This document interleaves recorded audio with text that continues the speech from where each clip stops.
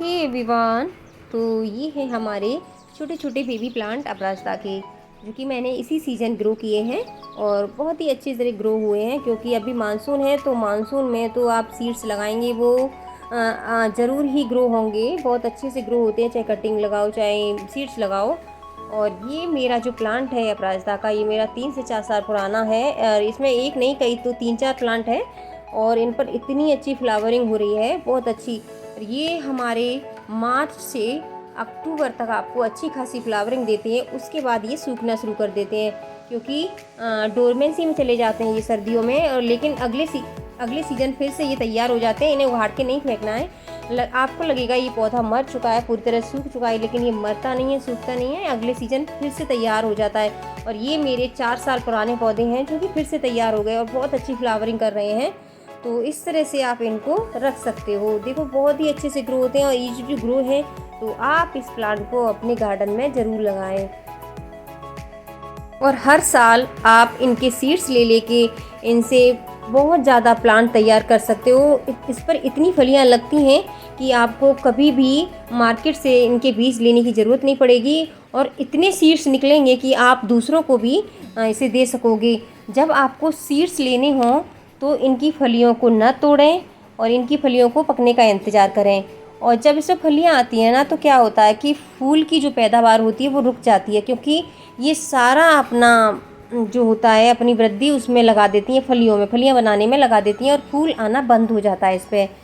और यदि आपको फलियाँ नहीं लेनी हैं, इसके सीड्स नहीं लेने हैं, तो आप उन कच्ची फलियों को तोड़ के फेंक दीजिएगा। जब भी इसमें फलियाँ आएँ उनको तोड़ के फेंक दीजिए, जिससे कि आपके फूलों की पैदावार इतनी ज़्यादा बढ़ेगी, इतनी बढ़ेगी, बहुत ज़्यादा।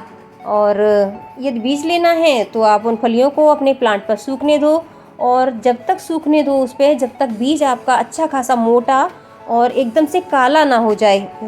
और काला बीज जो मोटा हो जाता है सूखने के बाद, वो बहुत अच्छे से जर्मिनेट होता है क्योंकि वो फलियाँ पक चुकी हुई है अच्छी तरह से। तो जब पक जाती हैं हमें जब ही तोड़ना चाहिए और फिर हम उसके बाद उससे सीड्स तैयार कर सकते हैं आगे के लिए। इस तरह से हम अपराजिता को 1 से 2, 2 से 3, 4, 5, 6 इस तरह से बहुत सारे प्लांट हम तैयार कर सकते हैं। और ये बहुत ही इजी प्रोसेस होता है कि इसकी फलियों से हम इसे आसानी से लगा सकते हैं। और इस तरह से ये अपराजिता हमारे यहाँ बहुत ज़्यादा गमलों में तैयार हो सकता है। और अब बात करते हैं हम इसकी खाद की। तो खाद के लिए आप अपनी किचन से जो निकलता है, देखो किचन में बहुत सारा निकलता है, किचन वेस्ट, किचन में छिलके निकलते हैं फ्रूट्स के, वेजिटेबल्स के, तो तुम उनका क्या करोगे, उनसे खाद तैयार करोगे। और आप लिक्विड फर्टिलाइज़र भी इनके लिए तैयार कर सकते हो, जैसे बनाना पील के फर्टिलाइज़र। और आपके एलोवेरा से भी आप अच्छा सा फर्टिलाइज़र तैयार कर सकते हो इन प्लांट्स के लिए। क्योंकि एलोवेरा क्या होता है, बहुत ज़्यादा कड़वा होता है, आपको पता ही होगा। तो उससे फंगीसाइड होता है वो, उससे जो कि आपके जड़ों में फंगस लग जाती है या कुछ कोई प्रॉब्लम होती है, तो आप वो उसके लिक्विड फर्टिलाइज़र बना के आप इस प्लांट में दे सकते हो। और यदि आपको लगता है कि हमारा प्लांट ख़राब हो रहा है, उसकी जड़ ख़राब हो रही है, तो आप एक ऑर्गेनिक तरीका है जो कि है हमारे घर में, जो हमारे घर में हमारे पास होती है, वो है हल्दी। हल्दी को उसकी जड़ में अच्छे से डाल के उसकी गुड़ाई कर दो। हल्दी बहुत ही एंटीबैक्टीरियल होती है, तो बहुत अच्छा वर्क करती है आपके प्लांट्स के लिए। तो क्योंकि मैं ज़्यादातर क्या है कि मैं ऑर्गेनिक चीज़ें यूज करती हूँ, मैं कोई ऐसा खाद नहीं देती हूँ बाहर से मंगा के, मैं अपने घर से खाद तैयार करती हूँ, वही खाद मैं अपने प्लांट के लिए यूज़ करती हूँ। तो आप इस तरह से अपने किचन वेस्ट को बाहर ना जाने दें और घर पर ही कंपोस्ट तैयार करें। इससे आपके प्लांट बहुत अच्छे से ग्रो होंगे। और आप दूसरों को भी इस तरह से सजेशन दे सकते हो कि घर पर ही इस तरह से हम प्लांट्स के लिए खाद तैयार कर रहे हैं। और क्या होता है कि जब हमारे घर में बहुत ज़्यादा फल फूल होते हैं, तो पंछियों का आना और पॉलिनेटर्स का आना हमें बहुत अच्छा लगता है। जब हम सुबह सुबह उठते हैं ना, तो चिड़ियाओं की आवाज़ हमारे प्लांट्स के ऊपर बहुत अच्छी लगती है, बहुत अच्छी आवाज़ आती है।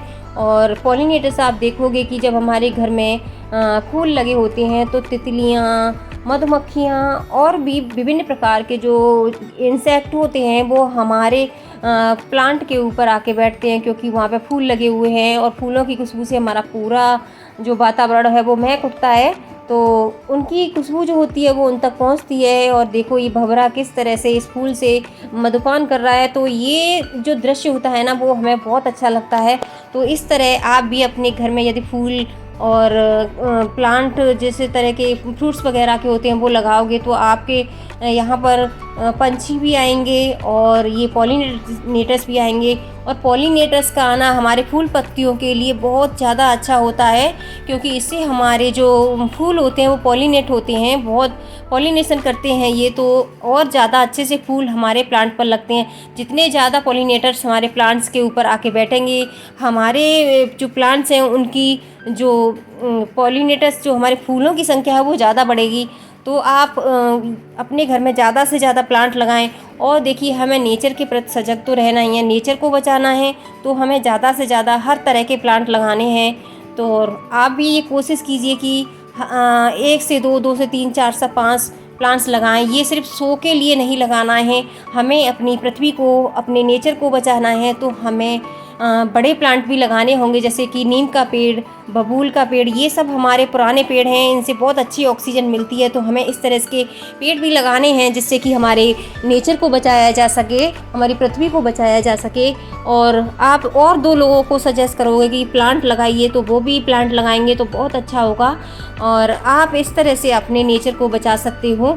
तो ये हमारी थी नेचर की कहानी। तो अभी हम बात करें अपराजिता के बारे में। तो देखिए अपराजिता पे बैठा हुआ भंवरा कितना प्यारा लग रहा है, तो ये इनसे मधुपान कर रहा है। तो इस तरह से आप और भी कोई भी फ्लावर का प्लांट लगाते हैं तो वो भी आपके लिए अच्छा होगा, वो ज़्यादा से ज़्यादा पॉलिनेटर्स आएंगे और अच्छा लगेगा आपको, और आपके प्लांट पर ज़्यादा से ज़्यादा फूल खिलेंगे। और आपके जो घर का कचरा है वो भी बाहर नहीं जाएगा, उससे आप किचन वेस्ट तैयार करोगे, ऑर्गेनिक कंपोस्ट तैयार करोगे तो आपके पेड़ों के लिए बहुत अच्छा होगा। और आपकी जो मिट्टी में कंपोस्ट मिलाया जाएगा, जो ऑर्गेनिक कंपोस्ट है, तो उससे आपके प्लांट ज़्यादा अच्छे होंगे, न कि केमिकल जो कंपोस्ट होता है उससे। इसलिए घर पर ही अपने प्लांट्स के लिए कंपोस्ट बनाएं और उनमें दें, इससे आपके फूलों की बढ़त होगी, अपने फ्रूट्स की बढ़त होगी। और इस तरह से आप लगाएं और ऑर्गेनिक चीज़ अपने घर में मिलेंगी तो हमें भी अच्छा लगेगा और हमारी सेहत के लिए अच्छा होगा। तो ज़्यादा से ज़्यादा ऑर्गेनिक कंपोस्ट बनाएं और अपने किचन वेस्ट को बचाएं, उससे अपने घर का खाद बनाएं। तो इस तरह आप अपने प्लांट्स को अच्छे से ग्रो कर सकते हो। चाहे कोई भी प्लांट हो, उसमें किचन वेस्ट तो बहुत इम्पोर्टेंट होता ही है। और लिक्विड फर्टिलाइज़र भी बताया मैंने, वो भी बहुत मोस्ट इम्पोर्टेंट होता है प्लांट्स के लिए। तो वो भी आप बनाइए, वो बहुत ही ईजी बना सकते हैं, ईजी है बनाना। उन सबको कट करके थोड़ा पानी में डालो, 24 घंटे बाद उस पानी को पौधों में डालो, तो इस तरह से आपके प्लांट्स बहुत अच्छे से ग्रो करेंगे और उसका यूज आप अच्छे से करिए। ऐसे ही हम एलोवेरा लिक्विड फर्टिलाइज़र भी बना सकते हैं, कट करके छोटा छोटा उनको और पानी में डाल दीजिए, और फिर आपके प्लांट को जो एनर्जी मिलेगी वो बहुत अच्छे लगेंगे दिखने में, उसकी पत्तियां ग्रीन होंगी और उस पर फ्लावरिंग ज़्यादा होगी, तो आपको भी अपना गार्डन अच्छा लगेगा। सो thank you for watching my video and bye bye everyone, and please subscribe my channel.